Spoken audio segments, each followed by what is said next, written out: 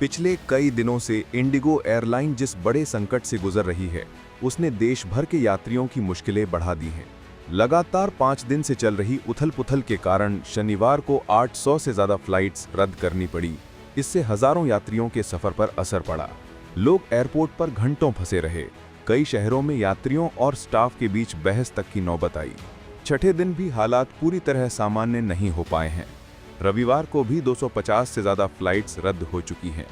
इनमें हैदराबाद, भोपाल, मुंबई और त्रिची से उड़ने वाली कई उड़ानें शामिल हैं।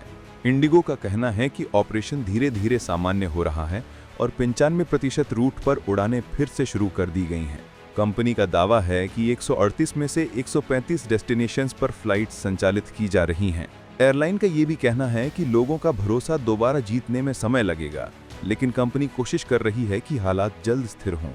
फिर भी सच ये है कि देश की सबसे बड़ी एयरलाइन होने के कारण केवल 10 से 20% उड़ानें भी प्रभावित हों तो उसका असर बहुत बड़ा होता है। इंडिगो एक दिन में लगभग 2300 घरेलू और अंतर्राष्ट्रीय उड़ानें संचालित करती है, जो एयर इंडिया से लगभग दुगनी संख्या है। ऐसे में एक छोटी समस्या भी सैकड़ों फ्लाइट्स को प्रभावित कर देती है। इस बीच सरकार ने स्थिति को गंभीरता से लेते हुए कई सख्त निर्देश जारी किए हैं। मंत्रालय की तरफ से जो आदेश दिए गए हैं उनसे साफ है कि सरकार चाहती है कि यात्रियों को कम से कम परेशानी हो और उनका पैसा सुरक्षित रहे। संकट से परेशान हजारों यात्रियों को सहूलियत देने के लिए इंडिगो को कहा गया है कि रद्द की गई या रुकी हुई सभी फ्लाइट्स के टिकट का पूरा रिफंड 7 दिसंबर की रात 8 बजे तक प्रोसेस किया जाए। जिन यात्रियों का बैगेज गलत जगह चला गया है या ट्रेस नहीं हो पा रहा, उस पर भी एयरलाइन को अगले 48 घंटों में समाधान देना होगा। इसका मतलब है कि हर बैग को ढूंढकर यात्रियों तक पहुंचाना होगा। सरकार ने कंपनी के मुख्य कार्यकारी अधिकारी से 24 घंटे के भीतर ये भी पूछ लिया है कि पिछले 5 दिनों से जारी संकट की वजह क्या है और कंपनी के खिलाफ कार्रवाई क्यों ना की जाए। यदि समय पर जवाब नहीं मिला तो विमानन नियामक को एक तरफा फैसला लेने की अनुमति होगी। ये पहली बार है जब किसी एयरलाइन को इतने कम समय में इतनी विस्तृत जानकारी देने के लिए कहा गया है। इससे अंदाजा लगाया जा सकता है कि स्थिति को लेकर सरकार कितनी सख्त है। मीडिया में इसे इस रूप में देखा जा रहा है कि शीर्ष स्तर पर नाराजगी बढ़ गई है और अब एयरलाइन पर कड़ा दबाव बनाया जा रहा है।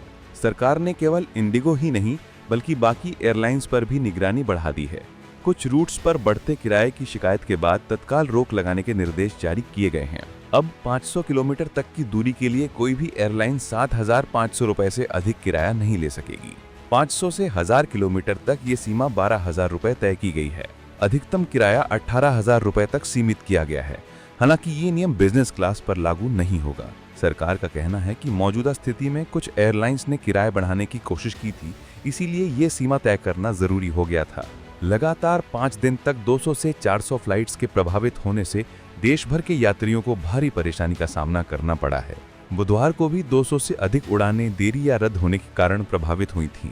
इससे यात्रियों में नाराजगी बढ़ती जा रही है। कई लोग सोशल मीडिया पर अपनी शिकायतें डाल रहे हैं और एयरलाइन के रवैये पर सवाल उठा रहे हैं। इंडिगो के सामने चुनौती केवल उड़ानें पटरी पर लाने की नहीं है, बल्कि यात्रियों का भरोसा दोबारा जीतने की भी है।